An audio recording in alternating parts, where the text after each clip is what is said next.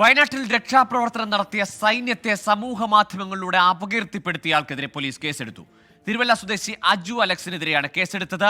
മോഹൻലാൽ വയനാട് സന്ദർശിച്ചതുമായി ബന്ധപ്പെട്ടാണ് അധിക്ഷേപ പരാമർശം. നമസ്കാരം ആൻഡ് ഗുഡ് മോർണിംഗ്. എന്തൊക്കെയുണ്ട് വിശേഷം? എല്ലാവരും സുഖമായിട്ടിരിക്കുന്നതായിരിക്കുന്നു. അങ്ങനെ ചെകുത്താനെ തേടി പോലീസ് ഫൈനലി ലാലേട്ടൻ്റെ ഭാഗത്തുനിന്നല്ല പറഞ്ഞിട്ടുള്ളത്, അമ്മയുടെ ഭാഗത്തുനിന്ന് സിദ്ദീഖിൻ്റെ ആക്ടർ സിദ്ദീഖിൻ്റെ പരാതിയിലാണ് പോലീസ് കേസെടുത്തതെന്നാണ് ന്യൂസിൽ മനസ്സിലായിട്ടുള്ളത്. അങ്ങനെ ഫൈനലി ലാലേട്ടനെ ഇഷ്ടപ്പെടുന്ന ലാലേട്ടനെ ഇഷ്ടപ്പെടുന്ന ലാലേട്ടൻ്റെ ആരാധകർക്കാണെങ്കിലും അല്ലാത്തവർക്കാണെങ്കിലും സന്തോഷ വാർത്ത എന്ന് വേണമെങ്കിൽ പറയാം. കാരണം ഒരു കാര്യമില്ലാതെ എല്ലാ കേസ് വരുന്നതും ഏത് ചെണ്ടപ്പുറത്ത് കോലിട്ടോടത്തൊക്കെ ലാലേട്ടറെ ആ മോഹൻലാലിനെ പിടിച്ച് വലിച്ചിടുക.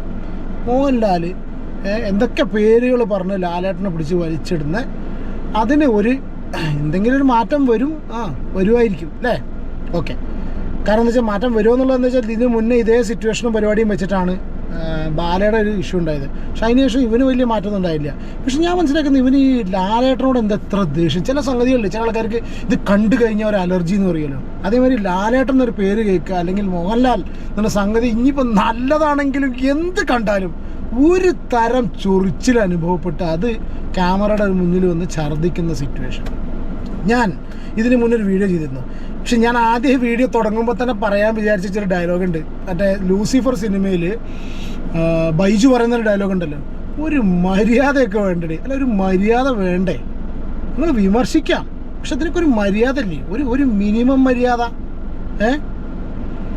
ന്യൂസ് എത്ര പേര് കേട്ടെന്നറിയില്ല. ഞാൻ ജസ്റ്റ് ആ ഒരു ന്യൂസിൻ്റെ പോർഷൻ ഇവിടെ പ്ലേ ചെയ്യാം. പക്ഷെ ന്യൂസിലേക്ക് പോകുന്നതിന് മുന്നേ ഞാൻ ഇതിന് മുന്നേ ഇവൻ്റെ ഒരു വീഡിയോ റിയാക്ട് ചെയ്തിരുന്നു. നമ്മൾ ആ വീഡിയോ കണ്ടോന്നറിയില്ല. ഞാൻ ജസ്റ്റ് ആ വീഡിയോയുടെ പോർഷൻ വയ്ക്കാം. എന്ത് കാരണം കൊണ്ടാണ്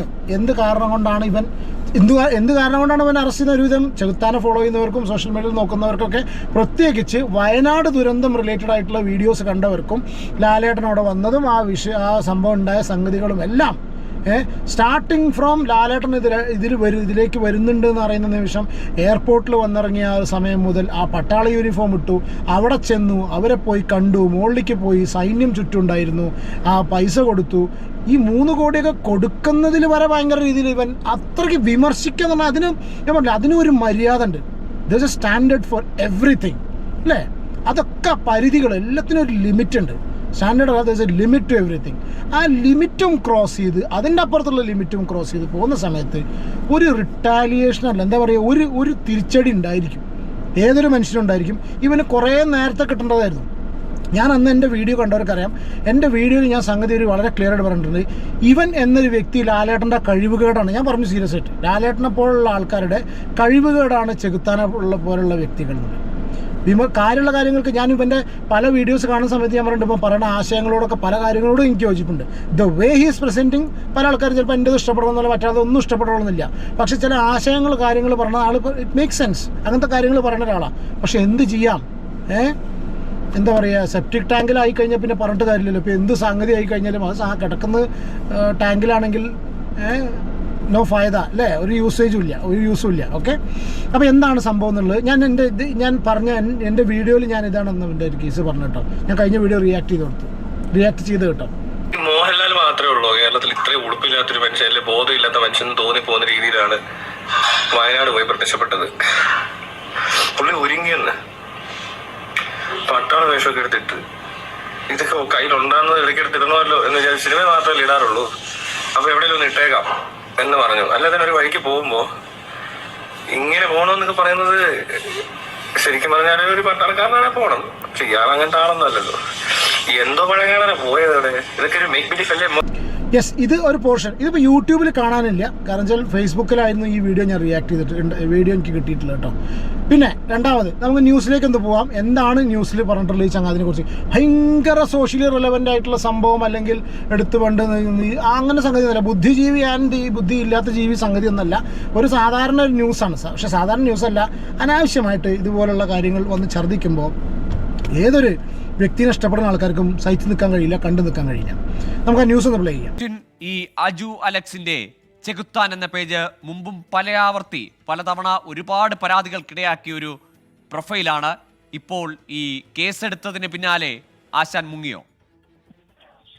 ഗൂഗിൾ കഴിഞ്ഞ കുറെ നാളുകളായി സമൂഹത്തിൽ നടക്കുന്ന പല കാര്യങ്ങളെയും അതിര് കടന്ന് വിമർശിക്കുന്ന സോഷ്യൽ മീഡിയ പേജാണ് ചെകുത്താൻ. അതിന്റെ അഡ്മിൻ എന്ന് പറയുന്നത് തിരുവല്ല സ്വദേശി അജു അലക്സ് ആണ്. കഴിഞ്ഞ ദിവസം മോഹൻലാൽ വയനാട് ദുരന്ത ഭൂമി സന്ദർശിച്ചതിന് പിന്നാലെ ഇയാൾ ഒരു വീഡിയോ പോസ്റ്റ് ചെയ്തിരുന്നു. അതിൽ സൈന്യത്തെയും ഒപ്പം ആ ദുരന്ത സ്ഥലം സന്ദർശിച്ച മോഹൻലാലിനെയും അതിര് കടന്ന് വിമർശിക്കുകയും പല അസഭ്യ വാക്കുകൾ പറയുകയും ചെയ്തിരുന്നു.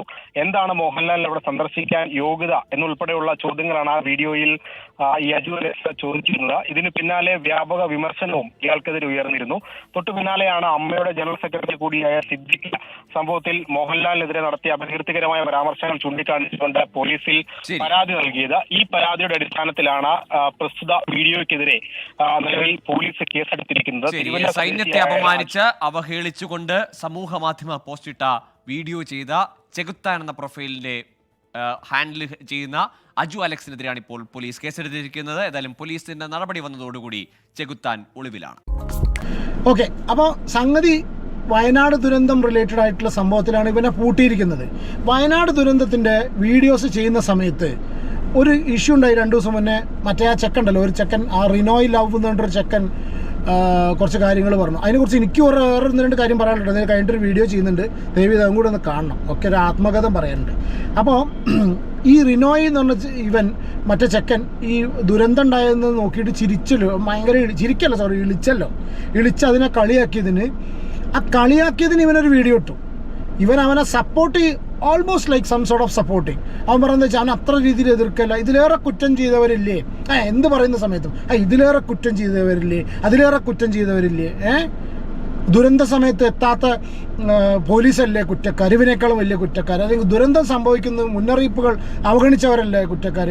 കൂട്ടത്തിൽ ഒന്നിൻ്റെ കൂടെ ഒരു തള്ളും കൂടി എന്ന് പറഞ്ഞാൽ കൂട്ടത്തിൽ അവിടെ എടുത്തിട്ടു ലാലേട്ടൻ എന്താ പറഞ്ഞറിയോ, പിന്നെ പട്ടാള യൂണിഫോം ഇട്ടിട്ട് പോയി. അപ്പം അവിടെയും ഇയാളെ കയറ്റി വിടുകയാണ്. ഈ ലാലേട്ടനായാലും എടുത്തിട്ടാണ് എല്ലാത്തിലും ഒരു പൊടി ഇങ്ങനെ കിടക്കട്ടെ. ഒരു ടേസ്റ്റ് മേക്കറാണ് മൂപ്പർക്ക്. ചില ആൾക്കാർക്കുണ്ടല്ലോ എന്താ പറയുക, കുറുന്തോട്ടി ഏതൊരു മരുന്നുണ്ടല്ലോ എല്ലാത്തിലും ഇടണം. ഞാൻ മറന്നു കിട്ടും, പെട്ടെന്ന് ഓർമ്മ ഉണ്ടായിരുന്നു. അല്ല, അതേമാതിരി ഒരു ടേസ്റ്റ് മേക്കർ, നമ്മുടെ വക ഒരു സ്വന്തം രുചി, മറ്റേ സാൾട്ട് വേണ്ടല്ലോ ഇങ്ങനെ ഉപ്പിടുന്ന ആൾ. അതേമാതിരി ഇവൻ്റെ ഒരു USP ആണ്, ഇവൻ്റെ ഒരു സ്പെഷ്യാലിറ്റിയാണ്. അവൻ്റെ മെയിൻ ഇൻഗ്രീഡിയൻ്റ് പറഞ്ഞാൽ ലാലേട്ടനാണ്. എന്നാൽ അതിലും ലാലേട്ടനെ പിടിച്ചിട്ട് ആ ക്ലിപ്പ് നിങ്ങൾ കണ്ടിട്ടുണ്ടോ? ഈ ദുരന്തം ഈ പറഞ്ഞ പോലെ വയനാട് ദുരന്തമായിട്ട് ബന്ധപ്പെട്ടുള്ള വീഡിയോകൾ TV കാണുമ്പോൾ അതിൻ്റെ ഒരു ഓരോരുത്തരുടെ ദയനീയ അവസ്ഥകളൊക്കെ പറയുമ്പോൾ ചെക്കൻ ഇങ്ങനെ കാണിച്ച് ചിരിക്കുക, എന്തൊക്കെ ഗോഷ്ടി കാണിക്കുന്ന പോലെ. അപ്പോൾ ആണ് ഇവിടെ ഉള്ളവരെല്ലാം കൂടി ഇപ്പോൾ അവനെ തപ്പും, ഇനി പോലീസ് പിടിക്കാൻ നടക്കും, ഭയങ്കരമായ വലിയൊരു സംഭവം നടക്കും ഇവിടെ. ഇവിടുത്തെ ഏറ്റവും വലിയ കുറ്റക്കാരനെ കണ്ടെത്തിയിട്ടുണ്ട്. ഇപ്പോൾ ഫ്ലഡ് നടന്നതിൻ്റെ കുറ്റം മൊത്തം അവൻ്റെ തലയിൽ വീഴും. കട്ടവനെ കിട്ടിയവനെ പിടിക്കുന്ന പരിപാടി ഉണ്ടല്ലോ എന്ന് പറഞ്ഞ പോലെ. പിന്നെ അതുകൂടാതെ ഇവിടെ നടന്ന പല ഡ്രാമകൾ, ഇപ്പോൾ മോഹൻലാൽ വന്ന് കാണിച്ച പരിപാടി, ഇതെല്ലാം വെച്ച് നോക്കുമ്പോൾ ഇവൻ ചെറുതാ. ഇവൻ ഇവിടെ കിടന്ന് വീഡിയോയിൽ ഇരുന്ന് എന്തോ കാണിച്ചുകൊണ്ടൊന്നും വലിയ ബുദ്ധിമുട്ടൊന്നും ഉണ്ടായിട്ടില്ല. മിലിറ്ററിയുടെ മാനവേഴ്സ് വേസ്റ്റ് ആയിട്ടില്ല. അല്ലെങ്കിൽ ഈ പറഞ്ഞ പോലെ ഈ ദുരിതം നടക്കുന്നതിന് മുമ്പുള്ള വാർണിംഗ്സ് എല്ലാം നെഗ്ലക്ട് ചെയ്തവരുടെ പറ്റി ആലോചിച്ച് കഴിഞ്ഞാൽ അത്രയും പേര് മരിച്ചിട്ടില്ല ഇവൻ കാരണം.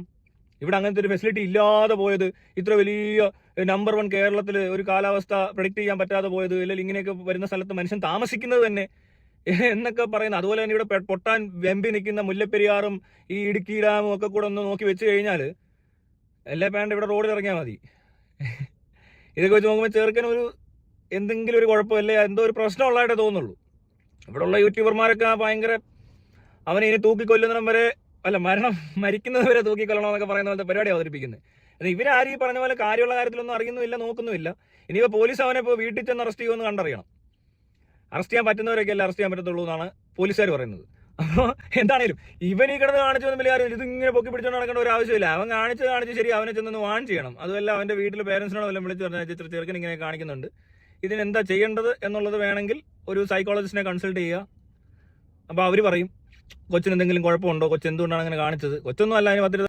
പിന്നെ ഇവിടുത്തെ മഹാ എന്നൊക്കെ പറഞ്ഞ് നടന്നിട്ട് കാണിച്ചു കൂട്ടുന്ന നാറിത്തരം തെണ്ടിത്തരമൊക്കെ കണ്ടു കഴിഞ്ഞാൽ സ്വന്തം മരിച്ചവരെക്കാൾ കൂടുതൽ പ്രശസ്തരും ഈ പറഞ്ഞ പോലത്തെ സിനിമാടന്മാരും ഓരോ എത്ര രൂപ കൊടുത്തു, ഇയാൾ എത്ര രൂപ കൊടുത്തു, അയാൾ ഏത് വേഷം ഇട്ടുണ്ട് ഇങ്ങോട്ട് നടക്കുന്നതൊക്കെ നോക്കി നിൽക്കുക.